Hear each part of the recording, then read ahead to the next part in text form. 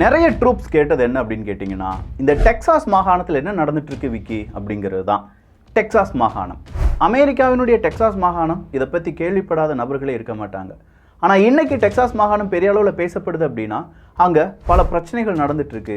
Federal கவர்மெண்ட்டுக்கு எதிராக Texas மாகாணத்தினுடைய governor அவருடைய முடிவை அறிவித்திருக்கிறார். உள்நாட்டு புரட்சி ஒரு போரா மாறலாமா அப்படின்னு சொல்லி பல நேரங்களிலும் பல மீடியாக்களில் இது பேசப்பட்டு வருது. டெக்சாஸ், அமெரிக்காவுக்கும் டெக்சாஸுக்கும் என்ன பிரச்சனை? அதில் இந்தியர்கள் பாதிக்கப்படுகிறார்கள் அப்படின்னு சொல்கிறாங்களே, அதனுடைய உண்மைத்தன்மை என்ன?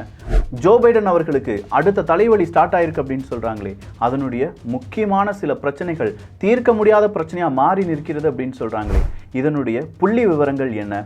இப்படி பல கேள்விகளுடைய பதிலாகத்தான் இந்த ஒரு பதிவு இருக்க போகுது. அன்பு தமிழஞ்சங்களுக்கு தமிழ் பொக்கிஷத்தின் வணக்கங்கள்.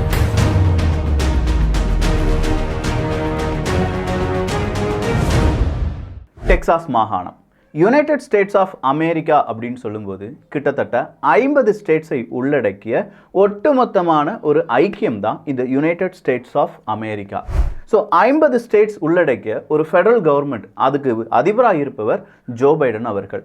இப்போ டெக்சாஸ் மாகாணம் என்ன அறிவிச்சிருக்காங்க அப்படின்னா, எங்களுடைய இன்டர்னல் மேட்டரில் ஃபெடரல் கவர்மெண்ட் இல்லாட்டி ஜோ பைடன் அவர்கள் எந்த விதத்திலும் என்ன செய்ய வேண்டாம், மூக்கை நுழைக்க வேண்டாம் அப்படின்னு சொல்லி கேட்டிருக்காங்க. ஸோ டெக்சாஸ் மட்டும் இங்கே தனியாக நிற்கிறாங்களா அப்படின்னு பார்த்தா கிடையாது. கிட்டத்தட்ட 22 கவர்னர்ஸ், பல ஸ்டேட்ஸில் இருக்கக்கூடிய 22 கவர்னர்ஸ் டெக்சாஸ் கவர்னருக்கு ஆதரவான அந்த கையெழுத்தை போட்டு கொடுத்துருக்காங்க. என்ன நடந்தாலும் சரி ஒரு கை பார்த்துடலாம் அப்படின்னு சொல்லியிருக்காங்க. ஸோ இந்த டெக்சாஸ் அப்படின்னு சொல்லும்போது இவங்க 2021 ஒரு ஆப்ரேஷனை ஸ்டார்ட் பண்ணுறாங்க. அந்த ஆப்ரேஷனுடைய பெயர் OLS, ஆப்ரேஷன் லோன் ஸ்டார் அப்படிங்கிறது தான். ஆப்ரேஷன் லோன் ஸ்டார் 2021 இந்த மாதிரியான ஆப்ரேஷன் உருவாகிறதுக்கான காரணமே கொரோனாவுக்கு பிந்தைய காலகட்டம் அப்படின்னு சொல்லலாம். 2020 கொரோனா ஸ்டார்ட் ஆகுது. ஒரு கட்டத்துக்கு மேலே மெக்சிகோ பார்டர் வழியாக நிறைய பேர் அமெரிக்காக்குள்ளே நுழையிறாங்க அப்படிங்கிற ஒரு தகவலும், மெக்சிகோ பார்டரை க்ளோஸ் பண்ணணும் அப்படிங்கிற ஒரு பெரிய கோரிக்கையும் எழுகிறது. இதுக்கு தகுந்தது மாதிரியே டொனால்டு ட்ரம்ப் அவர்களும் நம்முடைய பார்டர் இமிகிரன்ஸ் அப்படிங்கிறவங்க எல்லாமே கட்டுப்படுத்தப்படுவார்கள் அப்படிங்கிற வாக்குறுதியை கொடுக்கிறார். இதனால் வேறு வழியே இல்லாமல் டெக்சாஸில் இருக்கக்கூடிய சில இடங்கள் வழியாகத்தான் நிறைய மெக்சிகோவை சார்ந்த இல்லாட்டி மெக்சிகன் அகதிகள் அப்படிங்கிறவங்க உள்ளே வராங்க. எனவே ஆப்ரேஷன் லோன் ஸ்டாரை நாங்கள் ஸ்டார்ட் பண்ணுறோம் அப்படின்னு சொல்லி ஸ்டார்ட் பண்ணுறாங்க டெக்சாஸ். 2021 இப்படி ஒரு ஆப்ரேஷனை ஸ்டார்ட் பண்ணதுக்கு அகதிகள் மட்டும் காரணம் கிடையாது. அது வழியாக இல்லீகல் ட்ரக்ஸ் அப்படிங்கிறதும், ஹியூமன் டிராஃபிக்கிங் அப்படிங்கிறதும், இல்லை மனிதர்களை கடத்தக்கூடியதும் நடந்துட்டு இருக்கு. சொல்லப்போனால் ஒரு பிளாக் மார்க்கெட் ரொம்ப பெரிய அளவில் இயங்கிக்கிட்டு இருக்கு. அதை தடுப்பது தான் எங்களுடைய முதல் கடமை அப்படின்னு சொல்கிறாங்க டெக்சாஸ் மாகாணம். ஸோ அமெரிக்கா மெக்சிகோ அப்படின்னு சொல்லும்போது இதில் பார்டர் அப்படிங்கிறத எந்தெந்த மாகாணங்கள் ஷேர் பண்ணுறாங்க அப்படின்னு சொல்லி பார்த்தீங்கன்னா, டெக்சாஸ் மாகாணம், அரிசோனா, கலிஃபோர்னியா, நியூ மெக்சிகோ அப்படின்னு சொல்லலாம். ஸோ இத்தனை மாகாணங்கள் மெக்சிகோ கூட பார்டரை ஷேர் பண்ணியிருக்காங்க. அப்போ மெக்சிகோ வரக்கூடிய அகதிகள் மெக்சிகோவிலிருந்து அமெரிக்காவுக்கு நுழைய வேண்டும் என்றால் இந்த 4-5 மாகாணங்கள் வழியாகத்தான் நுழைய வேண்டும். அதுலேயும் ரொம்ப கூடுதலாக ரொம்ப ஈஸியாக நுழையக்கூடிய மாகாணம் எதுவாக இருந்துச்சு அப்படின்னு பார்த்தீங்கன்னா டெக்சாஸ் மாகாணம் தான். ஸோ இதன் வழியாக நிறைய பேர் உள்ளே நுழையிறாங்க. அப்படி நுழையிறதுனால அவங்களுக்கு பாதுகாப்பு கொடுப்பதற்கும், அவங்களுக்கு ஜாப் ஆப்பர்ச்சுனிட்டி கொடுப்பதற்கும், அவங்கள மிகப்பெரிய அளவில் அவங்க நாட்டுடன் சேர்ப்பதற்கும் இல்லாட்டி திருப்பி இன்னொரு நாட்டுக்கு அனுப்புறதுக்கும் அப்படின்னு சொல்லி டெக்சாஸ் மாகாணம் ஒரு பெரும் தொகையை செலவழிச்சிட்டு வராங்க. ஒரு பெரும் தொகைனா ஒரு நபருக்கு $1700 செலவழிக்கிறது டெக்சாஸ். அப்போ டெக்சாஸில் இருக்கக்கூடிய நபர்கள் எங்களுடைய வரி அப்படிங்கிறது தேவையில்லாமல் நிறைய பேருக்காக இங்கே என்ன செய்யப்படுது, செலவழிக்கப்படுது. எனவே இப்படி இல்லீகலாக வரக்கூடிய நபர்களை தடுத்து நிறுத்த வேண்டும் அப்படிங்கிற ஒரு கோரிக்கையை வைக்கிறாங்க. அந்த கோரிக்கையை ஏற்று தான் டெக்சாஸ் மாகாணம் OLS அப்படின்னு சொல்கிற ஆப்ரேஷன் லோன் ஸ்டாரை அறிவிக்கிறாங்க. அப்படி அறிவித்ததோடு மட்டும் நிற்காம ரேசர் வயராக இருக்கட்டும், லார்ஜ் வாட்டர் பாயஸாக இருக்கட்டும், இது எல்லாத்தையுமே அவங்களுடைய பார்டரில் அப்படியே கொண்டு வைக்கிறாங்க. ஸோ இந்த ரேசர் வயர்லாம் தாண்டி அகதிகள் உள்ளே நுழைவது அப்படிங்கிறது தடுக்கப்படுது. எப்படி தடுக்கப்படுது, ஏன் இதை தடுக்கிறாங்க அப்படிங்கிற அடுத்த கேள்வி வரலாம். இந்த மெக்சிகோலேருந்து வரக்கூடிய நபர்கள் யார் அப்படிங்கிறதும் நம்ம மனசில் இருக்கக்கூடிய கேள்வி. மெக்சிகோ வழியாக வரக்கூடிய நபர்கள் நிறைய வெளிநாட்டவர்கள் தான். இந்தியர்களும் இதில் இருக்காங்க என்பதை நம்ம புரிந்து கொள்ள வேண்டும்.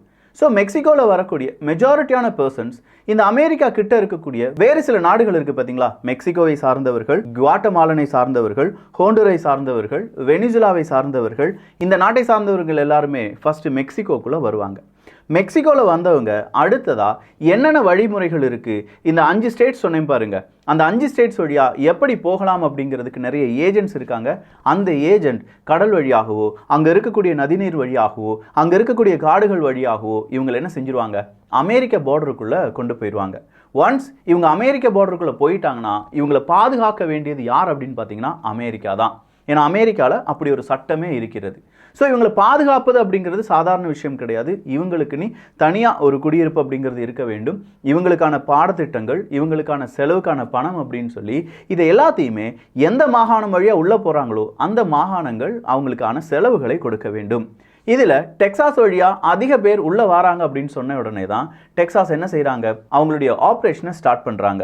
மெக்சிகன் இமிகிரேஷன் அப்படிங்கிறது அமெரிக்கா மெக்சிகோ யுத்தத்திலிருந்து தொடங்கினாலும் 2020 ரொம்ப பெரிய அளவில் உயர்கிறது. 2021 கிட்டத்தட்ட 1.73 மில்லியன் 17 லட்சம் நபர்கள் எங்கே போகிறாங்க, அமெரிக்காக்குள்ளே போகிறாங்க.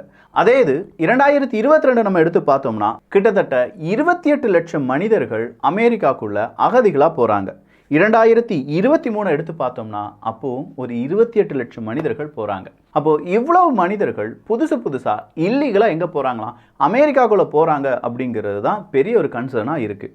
இந்த கன்சர்னில் ரொம்ப முக்கியமான இடம் அப்படின்னு சொன்னேன் பார்த்தீங்களா, ரியோ கிராண்ட் அப்படிங்கிற இடம் தான். இந்த ரியோ கிராண்ட் வழியாகத்தான், அதாவது டெக்சாஸ் மாகாணத்தில் இருக்கக்கூடிய ரியோ கிராண்ட் வழியாகத்தான் கூடுதலான மனிதர்கள் உள்ளே நுழையிறாங்க.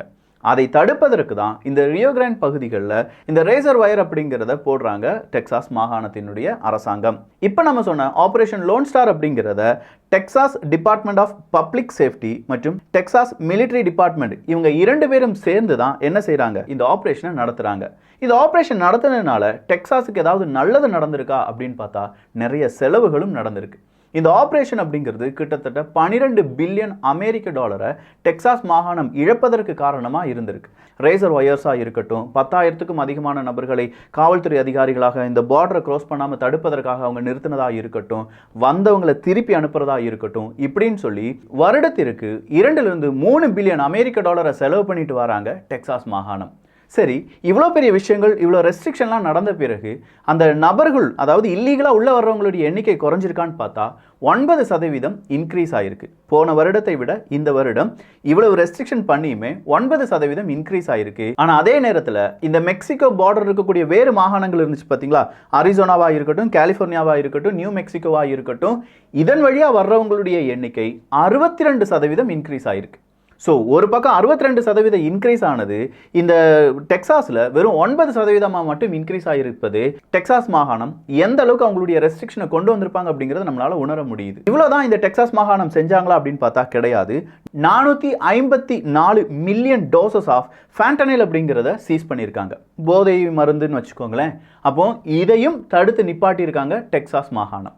ஆனால் இதை எதிர்த்து ஜோ பைடன் அவர்களும் அங்கே இருக்கக்கூடிய வேறு சில அரசியல்வாதிகளும் என்ன செய்கிறாங்க, ஒரு கோரிக்கையாக வச்சு அது ஒரு வழக்காக தொடரப்படுகிறது. அந்த வழக்கினுடைய தீர்ப்பு எப்படி வருதுன்னா, ஃபெடரல் கவர்மெண்ட்டுடைய ஏஜென்ட்ஸ் இருக்காங்கல்ல, அவங்க டெக்சாஸ் மாகாணத்துக்குள்ள இந்த ரேசர் வயர்லாம் கட் பண்ணிட்டு உள்ள நுழையலாம், அங்கே இருக்கக்கூடிய நபர்களை காப்பாற்றலாம், இல்லாட்டி இமிகிரண்ட்ஸாக வந்தவங்களை உள்ள அனுப்பலாம், உள்ள இருக்கிறவங்களை வெளியில் எடுக்கலாம், இந்த மாதிரியான ஒரு ரூலை உள்ள அப்ளை பண்ணுறாங்க.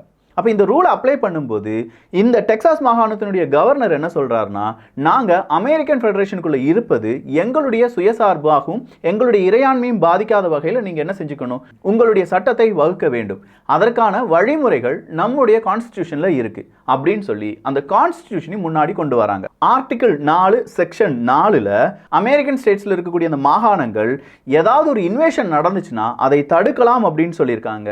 அதே மாதிரி ஆர்டிகிள் 1 செக்ஷன் 10 க்ளோஸ் 3ல் ஏதாவது ஒரு வார், யுத்தம் ஏதாவது வருது அப்படின்னாலோ இல்லை வேற ஏதாவது ஒரு இன்வேஷன் நடந்தாலோ அதற்கு எதிராக லோக்கலாக இருக்கக்கூடிய டெக்சாஸ் மாகாணத்தினுடைய கவர்னர் இதற்கான முடிவுகளை எடுக்கலாம் அப்படின்னு சொல்லியிருக்கு. ஸோ ஜோ பைடன் அவர்களும் இப்போ இருக்கக்கூடிய அந்த அரசு உத்தரவு அப்படிங்கிறது எல்லாமே ஒரு மாகாணத்தினுடைய சுதந்திரத்தை பறிப்பதாக இருக்குது, இதுக்கு மேலே எங்களால் தாங்க முடியாது அப்படின்னு சொல்லி தான் டெக்சாஸ் மாகாணத்துக்கும் அமெரிக்காவினுடைய ஃபெடரல் கவர்மெண்ட்டுக்கும் இடையே ஒரு பெரிய சண்டை அப்படிங்கிறது நடந்துட்டு இருக்கு. இதற்கு நடுவில் இந்தியர்களும் இந்த டெக்சாஸுக்குள்ள நுழையிறாங்க அப்படிங்கிற இன்னொரு தகவல் கிடைச்சிருக்கு. 2022 அக்டோபர் முதல் செப்டம்பர் 2023 வரை நம்ம எடுத்து பார்த்துட்டோம்னா 1 லட்சம் இந்தியர்கள் உள்ளே நுழைஞ்சிருக்காங்க, அமெரிக்காக்குள்ள நுழைஞ்சிருக்காங்க அப்படிங்கிற ஒரு தகவலும் 2019 2020 விட இது 5 மடங்கு அதிகரித்திருக்கிறது அப்படிங்கிற ஒரு தகவலும் வெளியாகி இருக்கிறது. கடைசியா 42,000 இந்தியர்கள் இந்த டெக்சாஸ் மாகாணம் சதர்ன் பார்டர் இருக்கு பார்த்தீங்களா, இந்த சதர்ன் பார்டர் வழியாக உள்ளே நுழைந்திருக்கிறார்கள் அப்படிங்கிற தகவலையும் டெக்சாஸ் மாகாணம் வெளியில விட்டுருக்காங்க. ஸோ இங்கே இந்தியர்கள் மட்டும் பிரச்சனை கிடையாது, ஒட்டுமொத்தமா இமிகிரண்ட்ஸ் இல்லாட்டி எங்களை எப்படியாவது இந்த நாட்டுக்குள்ளே சேர்த்துக்கோங்க அப்படின்னு சொல்லி இல்லீகலாக பேப்பர் இல்லாமல் வரக்கூடிய நபர்கள் அங்கே செலவுகளை இழுத்து வைக்கிறாங்க. அதை எங்களால் பாதுகாக்க முடியல, எங்கள் செலவுகள் எங்களுடைய டாக்ஸ் மணி அப்படிங்கிறது வேஸ்ட் ஆகுது. இந்த பிரச்சனை தான் இப்போ பெரும் பிரச்சனையாக மாறி இருக்கு. சரி, அமெரிக்காவில் நுழைவதற்கு மெக்சிகோ மட்டும்தான் பார்டராக இருக்குது அப்படின்னு பார்த்தா கிடையாது, கனடாவும் பார்டராக இருக்குது. ஆனால் கனடா வழியாக 30% மனிதர்கள் தான் உள்ளே நுழையிறாங்க, மீதம் இருக்கும் 70% மனிதர்கள் மெக்சிகோ வழியாக தான் நுழையிறாங்க. கனடாவில் மிகப்பெரிய அளவில் இருக்கக்கூடிய அந்த இடங்கள், மனிதர்கள் நடமாற்றம் இல்லாத நிறைய பார்டர்ஸ், இது எல்லாமே கனடா அமெரிக்காவினுடைய பார்டரை கடப்பதற்கு பெரும் பிரச்சனையாக இருக்கும்போது மெக்சிகோவில் சின்ன சின்ன ரிவர்ஸ் மட்டும்தான் இருக்குது. அதை கடந்துட்டாலே போதும், அமெரிக்காக்குள்ளே நுழைஞ்சிடலாம் அப்படிங்கிற ஒரு நிலைமை இருப்பதனாலும் நிறைய ஏஜென்ட்ஸ் அப்படிங்கிறவங்க இதை செய்து கொடுப்பதனாலும் தான் மெக்சிகோ வழியாக நிறைய பேர் உள்ள நுழைஞ்சிட்டு இருக்காங்களாம். ஸோ டெக்சாஸை பொறுத்த வரைக்கும் அவங்களுடைய பாதுகாப்புக்காக நாங்கள் இதை செய்கிறோம் அப்படின்னு சொல்கிறாங்க. ஃபெடரல் அரசாங்கம் என்ன சொல்றாங்கன்னா, இது சரிப்பட்டு வராது, இன்னும் நிறைய விதத்தில் சட்டங்கள்லாம் போட வேண்டியதாக இருக்கு. ஸோ இப்போதைக்கு அகதிகளை பாதுகாக்க வேண்டியதும் அகதிகளை வேறு நாடுகளுக்கு இடம்பெயர வைப்பதும் ஃபெடரல் கவர்மெண்ட் பார்த்துக்கிடும், நீங்க எதுவும் செய்யாதீங்க அப்படின்னு சொல்லி அங்க இருக்கக்கூடிய மாகாணங்களை ரெஸ்ட்ரிக்ட் பண்றாங்க. இவ்வளோதான் பிரச்சனை. ஆனால் இது சாதாரண பிரச்சனை கிடையாது, அமெரிக்காவினுடைய எதிர்காலத்தையே இது பாதிக்கும் அப்படின்னு சொல்றாங்க. நிறைய மாகாணங்கள் டெக்சாஸ் கூட இருப்பதனால் இது இன்னும் பெரும் பிரச்சனையாக மாறலாம். அமெரிக்காவினுடைய பிரசிடெண்டாக இருக்கக்கூடிய ஜோ பைடன் அவர்களுடைய ஆட்சிக்கு இதுவும் ஒரு கருப்பு புள்ளியாக மாறி இருக்கிறது என்பது குறிப்பிடத்தக்கது. ஸோ இந்த ஒரு காணொலி பற்றிய உங்களுடைய கருத்துக்கள் இங்கே வரவேற்கப்படுகின்றன. எல்லோரும் தமிழ் பட்சத்தில் இணைந்திருங்கள். நல்லதை பகிர்ந்து நல்ல சமுதாயத்தை உருவாக்குவோம். நன்றி, வணக்கம்.